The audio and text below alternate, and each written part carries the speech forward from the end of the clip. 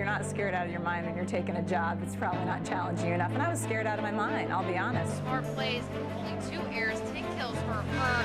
Why not us? Like why not be one of those top teams in the nation at this point? You see programs with tradition, and sometimes you look and you say, hey, the talent's not so great, but the expectation is we're going to do this every year. Back to Jaylee, yes! Jaylee Winters Tyson. You think there by Jaylee Winters? We definitely have it on our goal board that we want to make the Sweet 16. Getting Sokol Arena in the Ryan Center was huge. I mean, we went from an older facility in the Civic that was cavernous with 9,000 seats to one of the premier facilities in the country. Creighton's volleyball accommodations weren't always so pleasant. The Jays restarted the program in 1994, only finishing over 500 3 times in the first 9 years. They bottomed out in 2002 when they went just 3-23 while playing at Omaha South High School. Playing at Omaha South probably was a deal breaker. As much as I wanted the job, you only get so many head coach opportunities, and if you don't feel like you can be successful there, so yes, it was talked about a lot. It had been determined before I interviewed they were moving, so it wasn't that I negotiated that, but that was a big deal, a very big deal. With a new place to play, the Jays were looking for a new face to lead their program. I was at Kirkwood Community College, and I was looking, honestly, at a lot of Division II schools. I loved Kirkwood.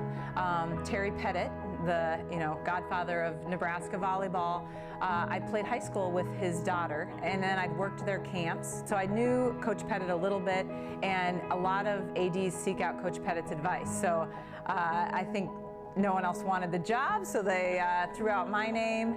And I was a young kid and very, very green, and feel really blessed that Coach Pettit gave my name and that Bruce Rasmussen took a risk on me. Let's grab a quick drink. Things that stood out to me was we were moving to the Civic, so we had a home court to recruit to rather than Omaha South. We were fully funded, so we had 12 scholarships. I think that is huge for success. I walked into a team that had lost, and yes, there were some cultural things, but they were a disciplined program. I actually expected more dysfunction when I got here, and it really was. They worked hard, and they were awesome young women, and I'm a big believer, if you are a new coach, it is not my job to run those players out.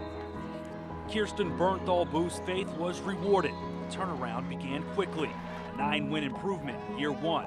A record-setting 18 wins the very next season. I think one of the big things that I do well is hire great people. And went after 2 people. I went after Paul Gieselman. He was tied into the local area, and Paul was about 10 years older than me, so and he'd been a head coach, so he had some of that experience that I lacked. And then the other thing is I had a GA position, and we went after a Husker. I mean, I explicitly set out to try to find a Husker, called Angie Oxley, who was, captain of Nebraska's 2000 national team, and Angie's been with me the entire time. So those 2 kind of built things, and then when Paul took the Midland job, I hired Tom Mendoza, and Tom has just taken us to another level. We try to create some fundamental values of the program. The same way you build a family, around some of those same integrity and trust and teamwork, and then we try to role model that as a staff. She doesn't only care about us as athletes, she cares about us as people. And her goal is obviously to better us on the court, but also to provide a support for us. Kirsten has a great style of coaching. It really is. She lets us make the mistakes, and then she will tell us what we did wrong. I don't know. Whatever she's doing, it's working. She really lets us come up with our own ideas, and if she likes them, she'll tell us, and we'll keep incorporating them, and if she doesn't like them, she will tell us too, and we will not incorporate them anymore. I wouldn't call her a yeller, but you know definitely what she's expecting from you, and you know when you've disappointed her. When I came in, sometimes I tried to be who I wasn't, and specifically to that, like I watched Dana Altman coach, and he maybe a little bit more fiery, and so sometimes I would try to do that, and that's not really my personality. I mean, I can get fired up, but I'm not a screamer, I have to be true to myself, because I think if you fake who you are, or try to be, something else, the players can see through that. Her coaching style kept the results positive. And eventually in 2009, DJ Soporino arrived to help out even more. When we started, we had about 50 fans, and now, you know, we're at close to 1,500, you know, and you know, we want to build that. We want it to be, we want to fill this place consistently, and we're getting closer. Playing at home in that big atmosphere, you know, there's a lot of pressure with that. So I think it creates a lot of fun, actually, for our players, and it motivates us. The wins kept coming. They were getting closer to Booth's original goal. For me, that was the NCAA tournament. To me, that was such a lofty goal, and I wanted to experience it in such a big way. And we were close about 2 or 3 times. I never felt like we got left out unjustly, but we were maybe last 4 out sort of situation. So I didn't question the process. I knew we were making strides. When we were close a couple times, it was like, oh, maybe next year it's going to fall apart. Because, you know, you have this feeling of, okay, we got to start over in January. I mean, it goes back to 0.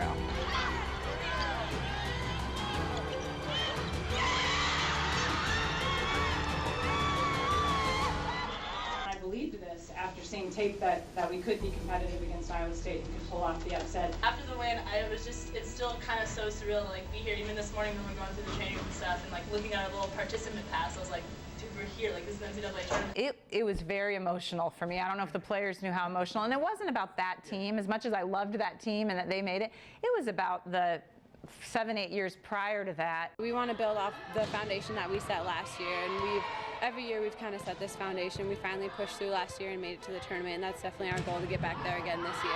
I come from teams where I'm used to winning, so of course that was what I've expected to do here, and of course we're going to make the NCAA tournament. That's just what I've always thought. There was never really a question about that. Our expectations on and off the court have been, again, increasing every single year. So we just keep raising our goal level higher and higher.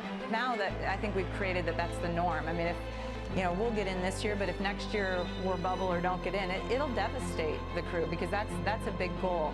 I think teams don't overlook us maybe as much as they used to. And when we're on the court, something we always do bring is energy. So I think they hear us, you know, so I think that brings a statement in itself. Every team should come in knowing that we have confidence in ourselves, which makes us a really good team, and if you're going to overlook us, that's probably going to come back to get you. From the brink of disaster to the precipice of the Sweet 16, the rise of Creighton volleyball is still in progress, still looking to fly higher. And that's what we're recruiting players to do. Like, when we're recruiting players, like we talk about, we want you to be the first to take us to a Sweet 16, and hopefully that's driving them right now. Just watching our program grow has been amazing, and we've had successes and we've had losses, but I'll always remember how tight our teams were through that, and we never turned on each other. I think when I took the job, I wanted to survive. I was thrown into I hadn't been an assistant, you know, it was really an atypical path. So I think all I wanted to do was make that team better than it was. I will say this, I can't imagine, I know I didn't imagine how lucky I am to be at Creighton and all that. I mean, think of the growth we've had in the time that I've been here. How lucky that this was the time frame that I got to come to Creighton.